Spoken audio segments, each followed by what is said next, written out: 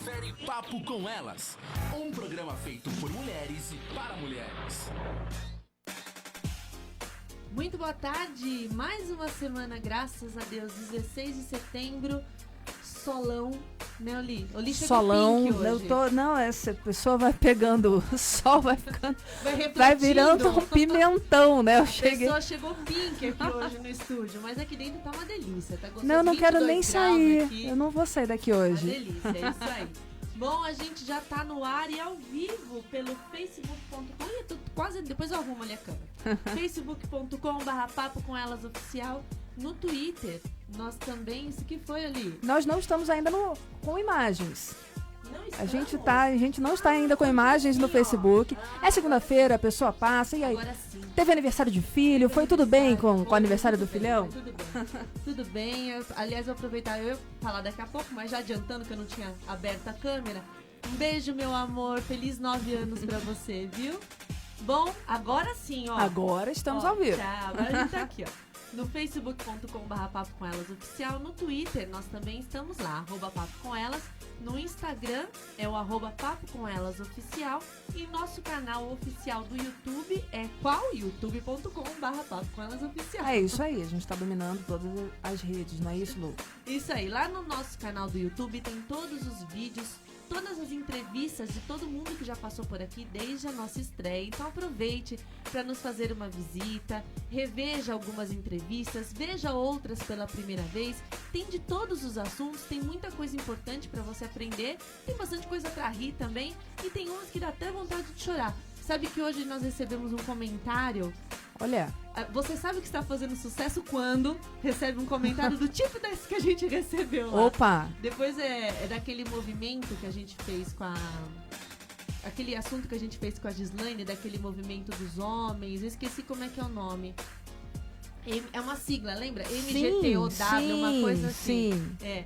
E aí, acho que alguém do movimento não gostou. Ah, é? É, então. Que né? bom! Que bom, né? Que era pra certa, chamar a atenção, exatamente realmente. isso, muito bem. Então, olha, se quiser aproveitar também, deixar suas opiniões lá sobre os nossos conteúdos, claro. Nós agradecemos. É sempre bom saber se a gente tá fazendo tudo como tem que ser, não Exatamente, é, exatamente. E onde mais as pessoas podem assistir nossos vídeos? Lá no nosso site, o papocomelas.com, lá você encontra todos os nossos vídeos, já desde o início da nossa transmissão, que foi lá em janeiro. E além disso, tem também muita matéria, muita coisa interessante, artigos sobre saúde, comportamento, finanças, bastante coisa, empreendedorismo, além também de muitas atividades de lazer, não só aqui para São Paulo, mas correndo aí o Brasil todo, Lu. Muito bem. E nós também estamos no LinkedIn ali. Exatamente. Se você não tem tempo de ver os vídeos, vai lá no nosso LinkedIn, no Papo com Elas, que tem todos os artigos também lá. Muito, muito bem.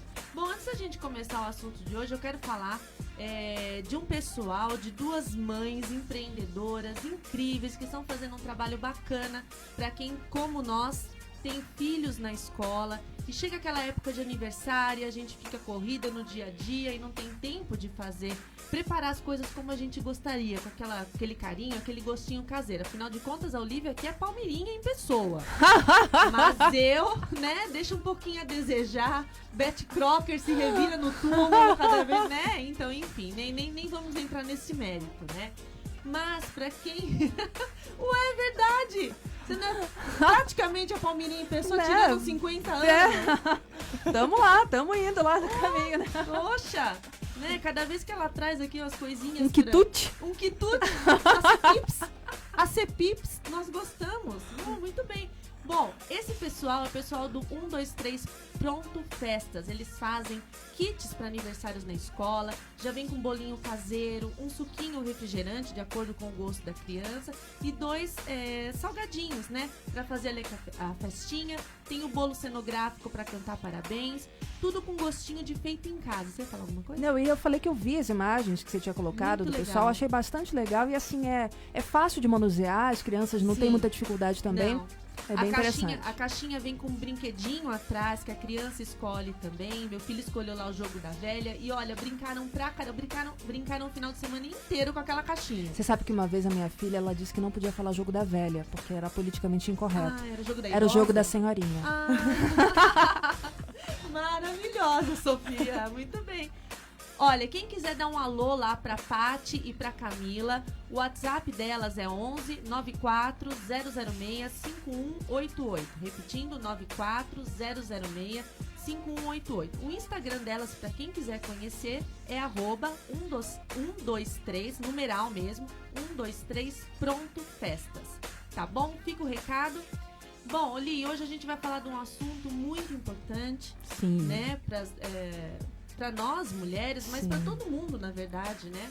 A fertilidade é um assunto que ainda gera muitas dúvidas. Os avanços da ciência e da medicina já permitem que uma mulher possa congelar os seus óvulos para adiar a maternidade por um momento de sua vida que julgar mais oportuno. Porém, para que isso aconteça, é preciso cuidar da saúde dos óvulos durante a vida. A nossa convidada de hoje é a doutora Larissa Matsumoto, que vai tirar todas as nossas dúvidas sobre o assunto. Muito prazer, doutora Larissa. Muito obrigada pelo convite, boa tarde a todos. Vamos lá esclarecer algumas dúvidas e a gente vai conversar bastante hoje. A doutora Larissa é médica ginecologista e obstetra, especializada no campo de reprodução humana com mais de 5 anos de atuação na área. Ela é mestre em reprodução humana pela Universidade Estadual de Campinas, a Unicamp. Bom, a gente já tinha até feito uma pré-conversa aqui antes do programa e eu pedi até para a doutora Larissa explicar que existem diferenças, né, entre homens e mulheres na questão de potência sexual e fertilidade. Então, assim, grosso modo a gente sabe que o homem é fértil durante toda a sua vida, mas ele não é potente toda a vida. E a mulher é o contrário. Ela é potente toda a vida, mas a fertilidade tem data de expiração. Como é que é isso, Larissa? Isso acontece, Lu, porque o homem, eu costumo dizer que o homem, ele nasce com a fábrica. Então, ele nasce com a fábrica de espermatozoides e ele vai produzindo espermatozoides ao longo da vida. Claro que essa máquina, né, essa fábrica de espermatozoides, que é o testículo, ele acaba perdendo qualidade ao longo do tempo. A mulher, ao contrário, a gente nasce com o produto. Então, a gente nasce com o óvulo e a gente vai perdendo o produto e ele vai se deteriorando ao longo do tempo também. Mas existe uma questão que foi abordada no congresso do ano passado, no Congresso Europeu de Medicina Reprodutiva, que eles começaram a estudar a qualidade seminal também, a queda da qualidade seminal ao longo do tempo. Então, por exemplo, hoje a gente sabe que doenças como autismo, esquizofrenia, elas podem aumentar a prevalência, né? Aumenta a frequência com que se acomete quando o homem, o pai, ele tem mais do que 40 e aí a mais do que 50 anos a prevalência de autismo ou esquizofrenia aumenta muito. A mulher, a gente sabe que tem uma correlação muito já popular com a idade, né, com síndrome de Down, né, síndrome de Down e aborto também, né, que a gente fala que a partir dos 35 anos você começa a aumentar o risco de aborto e aumentar o risco de síndrome de Down. Então, hoje a gente sabe que os dois acabam perdendo qualidade, mas o homem, ele tem, sim, capacidade de produção de espermatozoide até os 80 anos, desde que ele tenha a potência, né? Certo. Você falou da questão do autismo, esquizofrenia também. À medida que, assim, vai passando a idade, esse tipo de problema pode surgir também em fertilização in vitro ou seria só na fertilização natural pro homem, né? Porque aí vai depender de quantidade de espermatozoide, né? A qualidade do espermatozoide. Uma vez que ele tem mais idade, mas foi retirado o esperma para uma fertilização in vitro, esse problema também pode ser visto? Também. Se o homem tiver mais do que 50 anos, a doença permanece ali. Porque, assim, o Down, por exemplo, na mulher, a gente consegue biopsiar o embrião depois de formado numa fertilização in vitro e mandar para uma análise genética. Então, a gente consegue determinar se vai ser um embrião alterado geneticamente ou não. Agora, essas doenças que acometem, aumenta a prevalência com a idade masculina, a gente não consegue investigar por doença genético, né? Porque é uma doença que tem um espectro genético muito grande, não tem estabelecido, assim, por exemplo, o autismo. Você não tem estabelecido um gene específico. Sim. Se tivesse, a gente conseguiria investigar antes. E existe o fator do ambiente também, né? Que pode desencadear ou não a expressão da doença. Então, na fertilização in vitro, isso não mudaria. A não ser que o homem tivesse congelado o sêmen também, tivesse feito a preservação. Que hoje em dia a gente não tem tanta indicação para isso, tirando um caso ou outro, assim, né? Um caso clínico.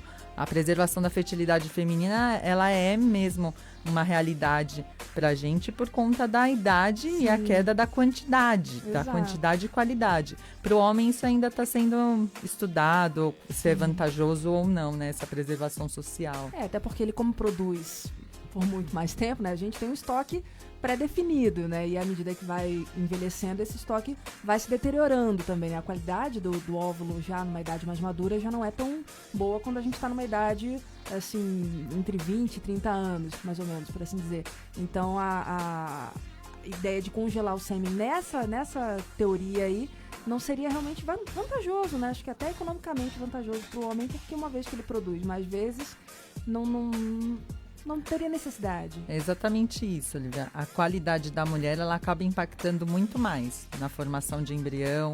Então, você tem um impacto muito maior. No homem, ele, mesmo com a idade, ele consegue, né? O espermatozoide consegue fertilizar o óvulo. Agora, na mulher, não. Na mulher, o óvulo, ele tem uma capacidade muito menor de formar o embrião aí, que vai ser o produto, né? Que vai gerar a gestação em si. Certo. Larissa, então só para esclarecer, a qualidade do sêmen do homem, ela começa a pedir um pouco mais de atenção a partir dos 40 anos, é isso? Exato. E da mulher a partir dos 35? A partir dos 32, os estudos mostram que a partir dos 32 a gente já começa a ter um acometimento da qualidade e da quantidade. E a partir dos 37 essa queda assim é cada vez maior, uma queda logarítmica. Isso depende da primeira menstruação, da idade da primeira menstruação ou não depende? Isso é controverso. Parece que o que está mais relacionado, na verdade, é a idade que a família entra na menopausa, assim, que as mulheres entram, tem vários genes que estão associados a isso, não é só no gene que determina, né, que nós sejamos mulheres, que é o X, tem outros genes associados, mas parece que mais do que ainda estudam isso, né, é uma dúvida frequente nos estudos, mas parece que está mais relacionado à idade com que a mãe, as famílias de origem materna entra na menopausa do que realmente a idade em que ocorreu a menarca.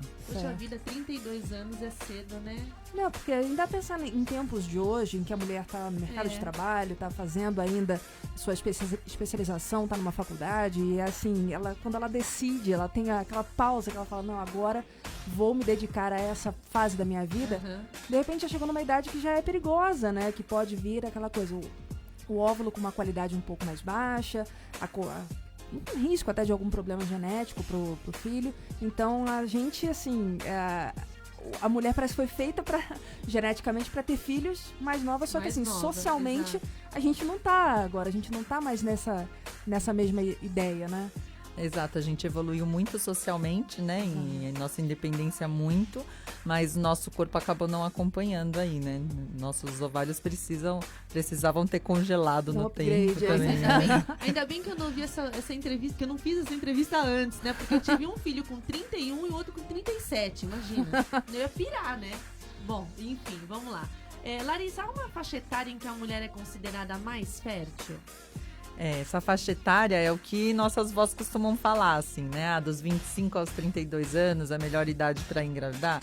Realmente por conta da qualidade do óvulo, né? Você acaba tendo uma chance maior de engravidar ao longo dos 6 meses de tentativa e ao longo de um ano, que é o que você define como fertilidade, como infertilidade, né? Mais do que um ano de tentativa sem sucesso. Mas essa queda na reserva ovariana não necessariamente indica infertilidade. A partir dos 37 anos vou ficar infértil. Não, ela indica que provavelmente o tempo até a gravidez pode ser um pouco maior do que nessa faixa etária, né, ideal, que seria dos 25 aos 32 anos. E isso não quer dizer que toda mulher vai ter dificuldade para engravidar acima dos 30 anos, né? Exato. Porque isso aí depende de cada um, né? Tem um monte de coisa. E assim, existe uma idade ideal para fazer o congelamento dos óvulos? Então, a gente recomenda até os 35 anos, mas existe a possibilidade de congelar óvulo com qualquer idade, né? 37, 39. A questão principal é por conta dessa qualidade e chance de formar, a gente calcula mais ou menos, pela idade, a chance de formar embrião normal. Então, quando a gente tem uma paciente que queira preservar a fertilidade com 40 anos, ela vai precisar de maior número de óvulos para formar embrião normal. E aí, maior número provavelmente vai precisar de mais de um estímulo. Muito bem. Como que é a procura? As mulheres hoje elas estão procurando mais essa possibilidade de congelar os óvulos, até por causa do que a gente está falando aqui, de terem uma vida muito ativa, profissionalmente falando, né? De quererem construir uma carreira, elas estão procurando mais esse serviço? Eu tenho procura de pacientes, mesmo para preservação de fertilidade social, muitas médicas, que acho que a gente acaba tendo contato antes, né, com esse tipo de informação. Mas hoje está muito divulgado, né, nas redes sociais. Essa conversa é super importante, né, para poder esclarecer, e quando a mulher não tem nem pensamento de gravidez depois dos 35, é uma coisa a se pensar em preservar a fertilidade. A questão principal é que acaba sendo um tratamento caro. Sim. Então eu tenho muita arquiteta, advogada, que acaba que você vai estudando, né? Quanto mais você estuda, quanto mais você tenta se posicionar, né, no mercado e na sua profissão, você acaba retardando ainda mais a maternidade.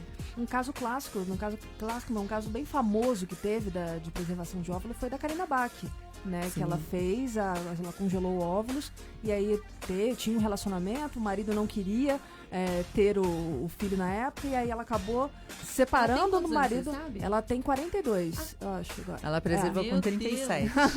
37 foi? 37. Que legal. E aí depois que acabou terminando o relacionamento com o marido dela, ela falou, não, agora eu vou ter o meu filho. Nasceu aquele príncipe. Que é um boneco, é lindíssimo. Bom, a gente vai para um pequeno intervalo. Você pode compartilhar com a gente a sua... Olha, o Sérgio tá assistindo. Oi, Sérgio, tudo bem?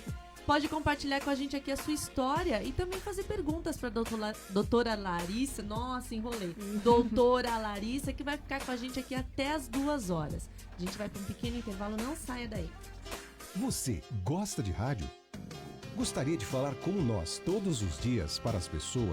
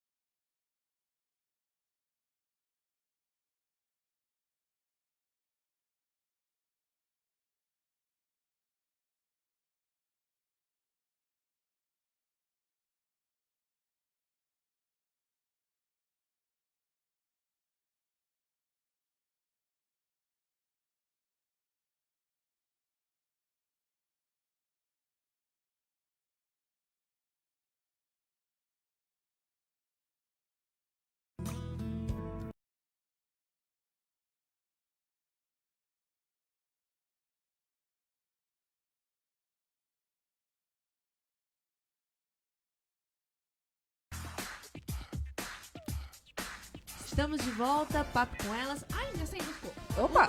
1h e 25 minutos. Hoje nós estamos recebendo a doutora Larissa Matsumoto falando sobre fertilidade, congelamento de óvulos. E a gente estava no maior bate-papo aqui, Exato. querendo saber quais os motivos, né, que as mulheres procuram. O porquê congelar os óvulos, né? Exatamente. E Oli, você estava com uma pergunta? Não, é aquela coisa, existe uma lenda, né, que fala que a mulher que toma pílula anticoncepcional durante muitos anos acaba ficando infértil. Qual é a verdade nessa lenda, doutora? Existe a lenda para os dois lados, né? Existe a lenda para que fique infértil, existe a lenda de como a pílula ela acaba bloqueando a ovulação, existe a lenda de que, como eu estou bloqueando a ovulação, não estou usando os óvulos, eu estou preservando a fertilidade. Então existe essa pergunta é muito frequente no consultório para quem vai preservar a fertilidade. Elas perguntam, mas eu uso a pílula a vida inteira. Será que eu tenho menos óvulos? Ou será que eu guardei meus óvulos? Nenhuma das duas, as duas são mitos até hoje, né? Então, aparentemente, a pílula nem piora a fertilidade, até o que a gente tem hoje nos estudos, e com certeza ela não preserva a fertilidade. O ovário, ele tem um mecanismo de morte dos óvulos mensal, mesmo usando o anticoncepcional para bloquear a ovulação. Olha só. Então não tem escapatória. Não, né? né? A gente tá ali todos os meses, pelo menos, a gente tá Tá perdendo perdendo óvulo. alguns óvulos. É isso Exatamente. mesmo. Mas a gente tava falando de outros motivos, né, pelo qual as mulheres procuram, né, o serviço de congelamento dos óvulos. Então, Larissa, eu queria que você explicasse quais são as indicações do congelamento dos óvulos. Que mulheres podem procurar? Aquelas que querem adiar a maternidade, mas existem outros casos também, né? Existem as condições clínicas, né, que... Na verdade, a preservação da fertilidade, ela começou com uma condição clínica. Então, eram as mulheres que tinham câncer e que vinham para preservar a fertilidade, congelar os óvulos antes de uma cirurgia oncológica, que fosse retirar os ovários, ou que fosse passar por uma quimioterapia em linfoma, leucemia, ou radioterapia, que fosse acabar com a reserva, depletar, né, a reserva ovariana. Então, inicialmente, a preservação da fertilidade surgiu para essas mulheres. E hoje a gente utiliza também para algumas condições clínicas, que quando a gente sabe que a paciente vai passar por uma cirurgia de endometriose, por exemplo, muito extensa, porque a endometriose por si só ela já reduz a reserva ovariana. Não em todas as mulheres, mas é bem frequente que a gente tenha pacientes com endometriose com uma reserva um pouco mais baixa do que o que a gente esperaria para a idade. Então, quando ela vai passar por cirurgia, essa reserva vai reduzir ainda mais. A gente também orienta a preservação de fertilidade nessa condição. Então, pacientes que vão passar por cirurgias muito extensas, pacientes que vão passar por quimioterapia, são as principais indicações. Pacientes que têm também doenças autoimunes também podem ter dependendo da doença, também pode ter um acometimento da reserva ovariana e uma queda um pouco maior do que o que a gente vê só pela idade. Que tipo de doença? Porque eu sou portadora de uma doença autoimune e eu falei aqui no intervalo que se eu pusesse a cueca e a calcinha no varal, gente, eu já tinha ficado grávida. Porque eu tive uma fertilidade essa hora do muito... Não, porque assim, eu demorei a fazer uso de pílula desde muito nova. E aos 29 anos, eu engravidei e, assim, foram um período de 6 meses de tentativa. Super dentro do prazo. Normal, E do meu segundo filho, eu já estava com 35 anos e foram 3 meses de tentativa e eu já fiquei grávida. Super rápido. E sendo portadora de uma doença autoimune. Que tipo de doença pode causar? Artrite reumatoide, por exemplo, Certo. é uma doença que pode reduzir reserva ovariana. Existem alguns estudos que mostram que doença celíaca, não só por conta do ovário, mas que também possa reduzir a condição de fertilidade da mulher, né? Porque acomete às vezes endométrio, o fator da tuba uterina. Existem algumas doenças intestinais que elas acabam... doença de Crohn, por exemplo, ela é muito inflamatória e ela também ela altera a anatomia, né, causa uma inflamação ali, também pode prejudicar e causar um problema tubário. Então, existem algumas condições clínicas que às vezes não é só pelo ovário, mas também por toda a condição e às vezes a terapia. Dependendo do imunossupressor que você usa, você também pode ter um acometimento aí, redução da reserva ovariana pelo imunossupressor. Certo. Larissa, agora eu fiquei curiosa numa questão. Você está falando aí dos imunossupressores, que eles podem alterar a reserva ovariana, mas eles também influem na qualidade do óvulo. Às vezes não só diminuem, mas aquele óvulo não é um óvulo que de repente pode mais gerar... debilitado, né? Pode gerar uma criança com alguma síndrome, alguma coisa assim. Tem esse porém também? Existem alguns que podem alterar, mas não tanto que nem alguns quimioterápicos. Os quimioterápicos também tem uma... Cada um tem uma forma de ação, e a depender da forma de ação, ele acaba sendo muito agressivo para o óvulo, uma agressividade moderada, ou não agride nada, né? Aí é mais a questão da multiplicação celular. Então, quando você tem algum medicamento que vai agir na divisão das células, você pode ter acometimento da qualidade ositária. A gente falou da questão do quimioterápico, mas a radioterapia também poderia ser uma... A radioterapia, porque a radioterapia ela queima, né? Sim, ela vai com os raios e ela acaba queimando o tecido ovariano e queima os óvulos ali. Então, é uma outra forma de ação também. Aí, ela depleta mesmo a quantidade, ela queima os óvulos. E os quimioterápicos, eles acabam mexendo muito, e quimioterápicos e alguns imunossupressores, eles acabam agindo nessa divisão celular aí e acaba reduzindo a qualidade.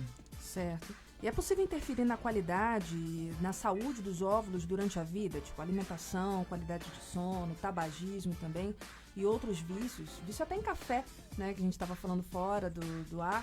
Anabolizantes, isso interfere na qualidade, na saúde do óvulo? Interfere muito.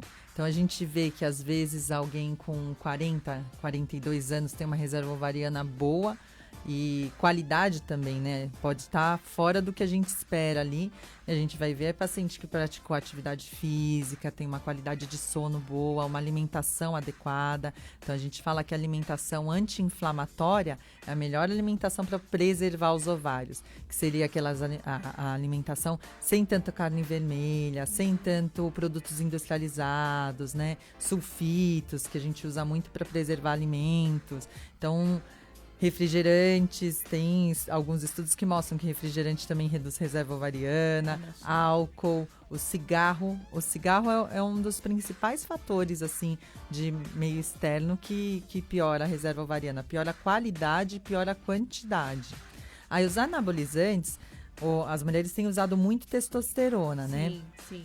A gente usa testosterona para paciente com baixa reserva, porque ele acaba ajudando a recrutar os folículos que vão responder ao estímulo. Mas quando você usa testosterona por um longo período de tempo e numa concentração muito alta, você tem um efeito inverso, que ele acaba reduzindo também a quantidade de óvulos. Então, testosterona em alta concentração, ao invés de você ter o benefício que a gente tem aí quando a gente usa numa concentração determinada por período determinado para as pacientes com baixa reserva, você tem um efeito deletério, que são os anabolizantes. A maior parte dos anabolizantes hoje, que as mulheres usam, tem algum grau de efeito androgênico, né? Um efeito da testosterona aí. E elas, muitas das fisiculturistas que elas fazem uma... Não que usam anabolizantes, mas elas têm uma suplementação diferenciada. Algumas usam uma dose segura, vamos dizer, entre aspas, né?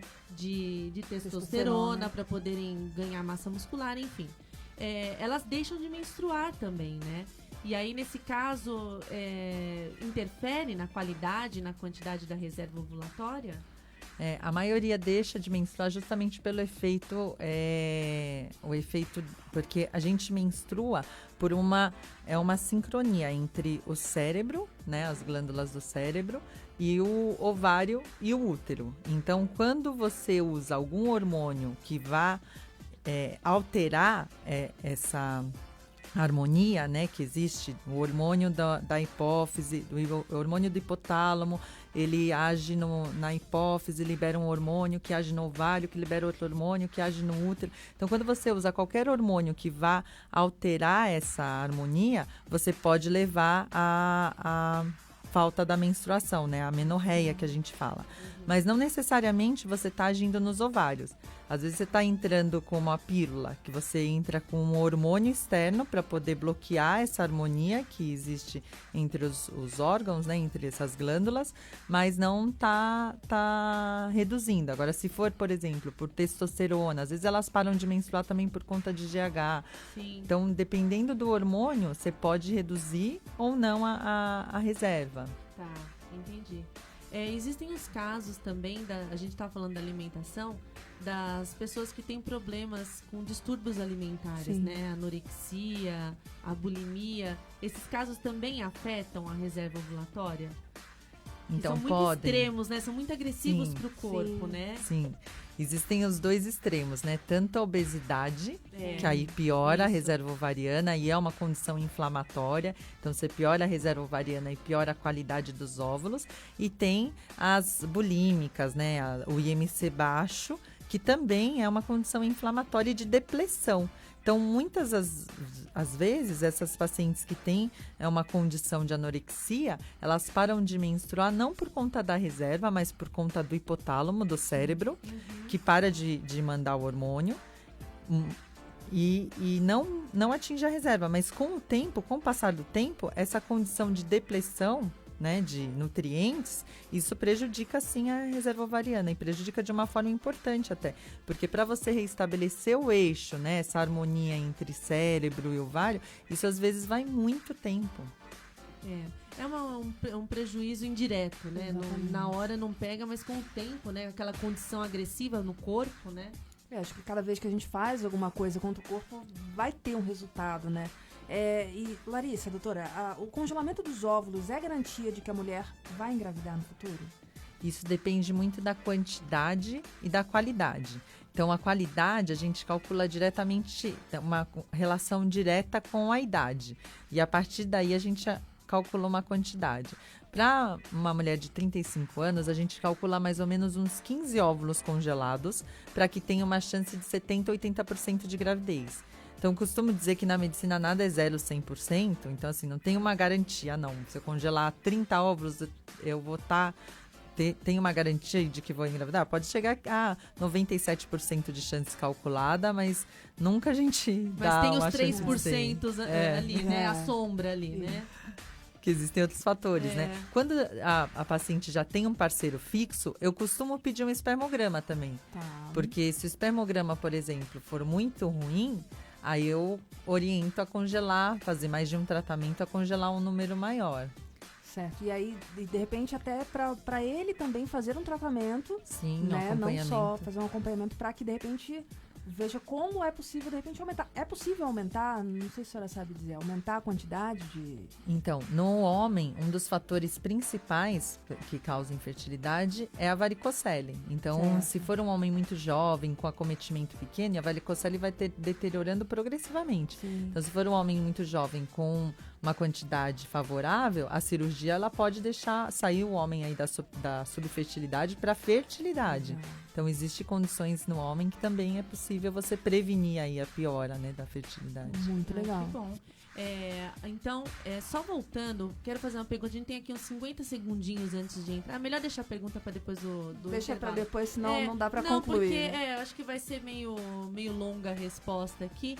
Mas a gente está recebendo hoje a doutora Larissa Matsumoto aqui no Papo com Elas. Nós estamos falando de fertilidade e congelamento de óvulos. Mande a sua pergunta, conte a sua história, né? Quem sabe a gente não compartilha uma história bacana Sim. aqui. E a gente volta daqui a pouquinho, a gente vai para mais um intervalo. Não saia daí, nós vamos juntos até as 2h.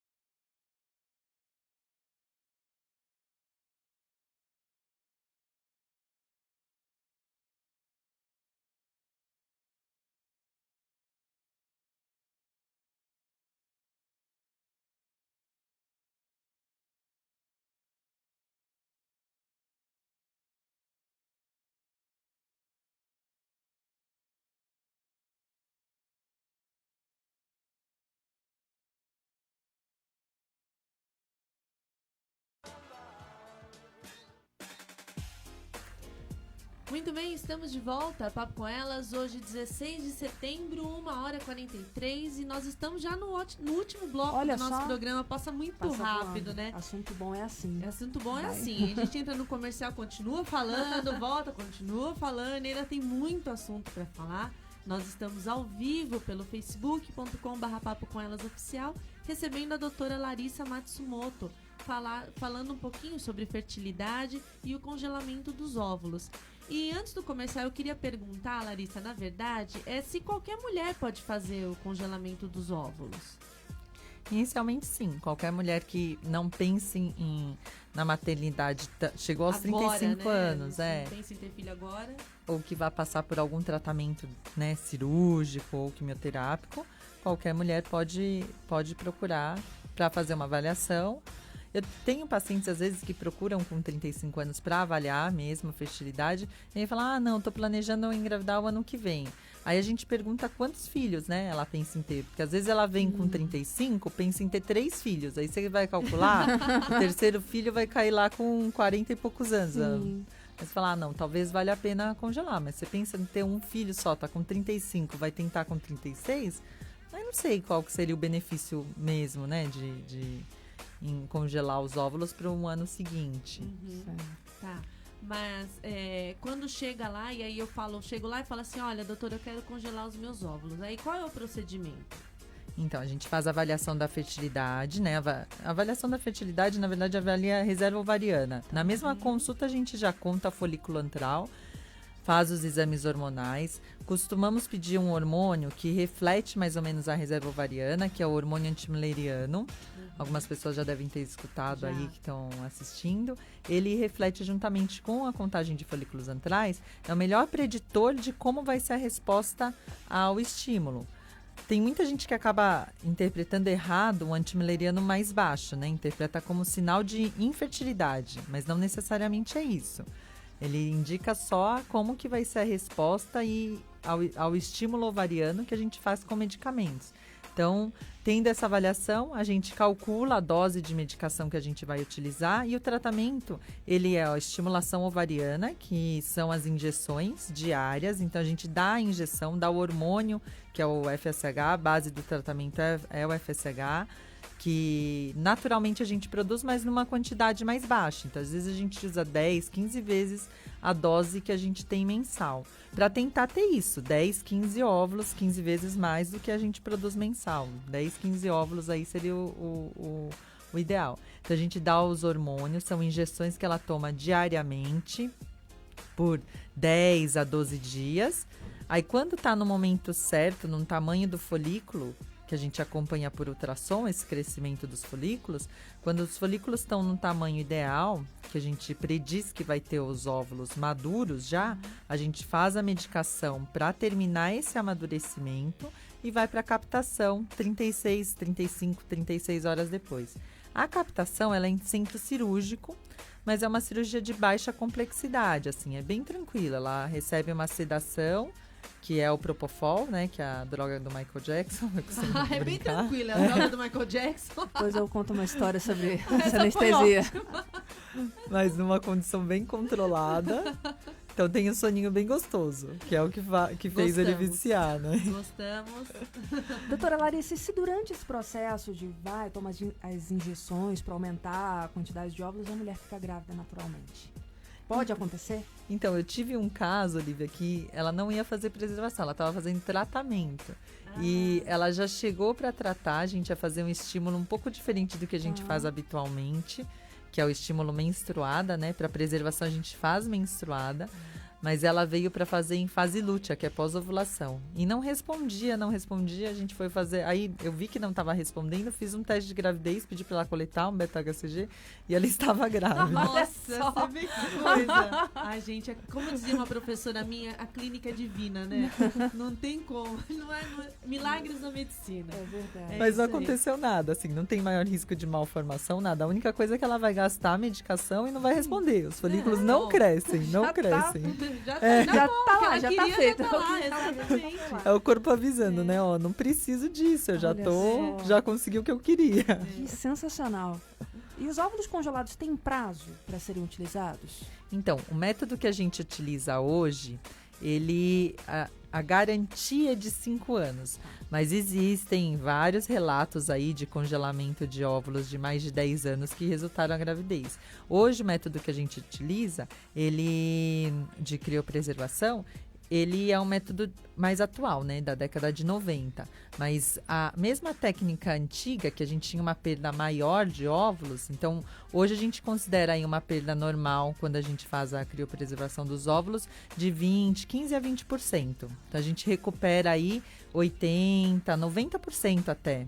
80, 85 é o que a gente usa para calcular. Em 5 anos, você diz? Em 5 anos. Tá. Mas em 5 anos é o que a bula diz, né? Então tem casos aí de 19 anos de óvulos congelados que resultou em gravidez. Então acredita-se que a perda depois dos 5 anos seja pequena, né? Que seria mais isso, o impacto na taxa de recuperação. Mas como a recuperação é boa, a gente nem usa tempo, assim, né? A gente... Mas e aí, se ficou lá no prazo de 5 anos e a mulher não utilizou, vocês descartam? O que vocês fazem com os óvulos? Existe a Anvisa, né? Ela regulamenta tudo isso. Então, hoje, a reprodução humana no Brasil, ela é muito segura, graças aos casos, né, que aconteceram aí com o Roger. Hoje é muito segura, a gente tem uma regulamentação muito correta e ela já assina isso em contrato antes. Então, ela decide o que vai fazer com os óvulos antes mesmo de preservar. Claro que isso pode mudar, né? Então, às vezes a mulher pensa, não, vou descartar caso eu não use. E depois ela volta, tem que assinar um novo contrato de caso ela queira doar, por exemplo, os óvulos.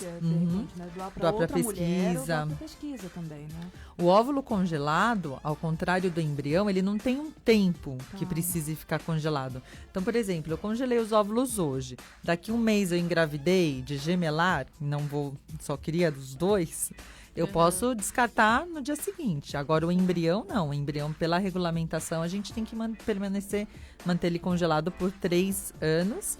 E aí decide se quer descartar ou se quer doar para pesquisa. Se quiser doar, em qualquer momento ela pode doar, tanto os óvulos ou os embriões. Certo. E uma vez congelado, tem um prazo de validade do óvulo. E para a mulher, até que idade seria bom ela fazer o uso desse óvulo? Por exemplo, fez com 35 anos ou fez com 40 anos. Congelou, fez a coleta com 35 ou com 40. Até que idade seria confortável usar esse óvulo? Ou não tem prazo? Tipo, se ela quiser, vou ficar grávida com 60 anos. Daquele óvulo que eu fiz, a coleta, que ainda está em boa qualidade. Tem um prazo pela regulamentação também, né, do Conselho Federal de Medicina, que até os 50 anos a avaliação é da pessoa e do médico, né? Desejando a gravidez, até os 50 anos é liberado. Mas maior, né, a mulher com a idade com mais de 50 anos, a gente precisa pedir para o Conselho Federal que libere essa gravidez. No geral, a gente pede avaliação, eu costumo pedir a avaliação do cardiologista, e aí se ela tem alguma doença de base, por exemplo, a hipertensa, aí eu peço a avaliação do nefrologista também, e diabética, a autorização do endócrino. Então, eu costumo, quando tem mais do que 50 anos, pedir essas avaliações, porque acaba aumentando o risco. A gravidez acima dos 40 anos, ela já tem um risco um pouco maior de pré-eclâmpsia, e acima dos 50, esse risco de diabetes, de pré-eclâmpsia, também ele é muito maior. Então, a gente tem que avaliar essa condição clínica para, no fim, né, de tudo, mãe e bebê estarem bem, né? Porque não adianta ter o óvulo lá de qualidade, vai ter um bebê sem nenhum problema genético e a mãe não... Uma gravidez complicadíssima, Foi uma gravidez complicada, a mãe com pressão alta, diabetes, isso acaba gerando um problema muito maior. E ela faz um acompanhamento em pré-natal de alto risco. Assim, a gente sempre orienta a gravidez acima de 50. Mas se ela não tem nenhuma doença de base, ela consegue essa autorização fácil. E pode até ter uma gravidez bem tranquila, né? Pode. É a condição de risco, né? Não é uma condição de que vai desenvolver. Sim, então, a gente orienta a gente costuma fazer esse preparo quando vem acima dos 50 anos. Eu tive poucos casos. E, no geral, uma era maratonista. Então... super saúde. Tinha uma saúde super boa. Mas, no geral, elas vêm numa condição boa, assim, de... Então, a gente costuma fazer esse preparo antes. Então, colhe muitos exames antes. A gente pede uma avaliação bem completa para que essa gravidez se dê de forma segura. Então, e elas têm uma consciência, né? Quando a gente deseja engravidar com mais idade, a gente já vai cuidando mais do corpo. Eu falo a gente porque eu não tenho filho, eu congelei meus óvulos, né? Então, eu penso em ser mãe bem mais pra frente e a gente vai tomando, né, essa consciência de cuidar mesmo, para poder engravidar saudável. Mas é interessante, doutora, porque deveria ser para toda mulher, né? Se manter saudável para poder gerar uma outra vida. Até a gente estava falando da questão da anorexia, bulimia, até da obesidade. Acho que a gente ter um cuidado com o corpo da gente evita uma série de outros problemas, assim, facilita até a questão da ovulação, que talvez não precisasse de um tratamento para estimular a fertilidade. E assim, conseguiria levar uma vida saudável com a criança também. Então acho que fica a dica para todo mundo que está querendo ser mãe um dia, manter-se saudável, porque é sempre bom. Nem todas pensam nisso agora, Sim. né? Agora fala assim, não quero ter filho e tal. E aí vive aquela vida desregrada. Dorme pouco, não se alimenta cuide, mal. Não que não se cuide, mas não como deveria. Talvez se ela pensasse, eu quero ser mãe um dia e tal.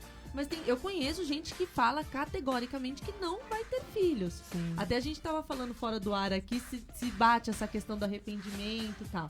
Porque é isso mesmo. Então aí lá pra frente, daqui 10, 15 anos, daí fala, putz, pensando bem, mas aí já teve aquela vida de excessos, né? Sim. Aí tem que correr atrás do prejuízo. Mas eu acho que essa questão da alimentação é até mais fácil de lidar do que quando é com uma condição. Se ela desenvolve algum problema por causa da má alimentação, ok, mas se é só questão de se alimentar bem e fazer atividade física, isso daí dá pra correr atrás, Exatamente. né? Muito bem. Larissa, a gente falou da doação dos óvulos, né? E a Olivia até falou de doar pra ciência ou pode doar pra outra mulher. Então existe essa possibilidade mesmo. Eu não vou usar os meus óvulos, eu quero doar pra alguém. Isso pode acontecer? Existe. No momento que você congela, você decide isso. Mas existem tratamentos até que hoje, a última regulamentação de 2017 já permitia isso, que a gente fizesse um tratamento de doação de óvulos sem que essa mulher fosse fazer tratamento. Então existe essa possibilidade também. Se alguém desejar doar óvulos, faz o tratamento, doa os óvulos. Se alguém que preservou a fertilidade e não desejar mais esses óvulos, doa os óvulos. É que é difícil alguém doar por espontânea vontade, assim, porque você acaba levando as injeções, né, por 12, 14 dias, passando por um procedimento para retirada dos óvulos. Então é um tratamento que é mais difícil do que a doação, por exemplo, do sêmen, né, que ele vai lá, ejacula, pronto, o sêmen tá lá, doou. Então ele é mais difícil mesmo que a gente tenha a doação de óvulos sem que essa mulher passe por um tratamento. Tem risco para coleta durante o processo de coleta de óvulos? Existe o risco mais comum que a gente vê, é a síndrome de hiperestímulo ovariano. Mas mesmo assim, a chance de desenvolver hiperestímulo ovariano grave, que é a internação, acumular líquido no abdômen, que é a ascite, acumular líquido no pulmão, ela acontece em 1% dos casos. Então a gente já toma as condutas antes, faz o segmento antes, já deixa a medicação para tratar, mas é uma condição rara. Existe o risco de sangramento, que é 0,1%, e o risco de torção ovariana, que é 0,01%. Então, os riscos são mais sintomas, assim, né, que acompanham o tratamento do que um risco mesmo de internação. É raro acontecer. Muito bem, acabou. Falamos. Ainda a gente podia estender mais um tempinho, mas tinha mais coisa para falar. Já estamos no final. Larissa, eu quero agradecer a sua participação. Muito obrigada por vir até aqui conversar sobre esse assunto tão interessante e tirar as nossas dúvidas, né? Muito obrigada, tá? Eu que agradeço. Nossa, foi muito agradável a conversa, adorei. Que bom. Tava com um pouco de medo antes, tava nervosa, mas foi muito legal. Deixa os seus contatos para quem quiser saber mais sobre o seu trabalho ou tiver alguma dúvida remanescente aí em relação ao congelamento dos óvulos. Bom, trabalho na Clínica Vida Bem-vinda. Então, para quem quiser acessar, tem um site, tem todas as informações. E meu Instagram, eu sempre faço algum post, alguma coisa sobre infertilidade e reprodução humana. É doutora Larissa Matsumoto. Me sigam lá. É isso Muito aí. legal. Oli, até amanhã. Até amanhã. Um beijo pra vocês, obrigado pra todo mundo que acompanhou a gente aqui pelo Facebook. Amanhã a gente está de volta às 13 horas. Até, um beijo. Fasten your seatbelts and prepare for takeoff. Atenção, senhores passageiros. Sejam bem-vindos à nossa viagem no tempo. A partir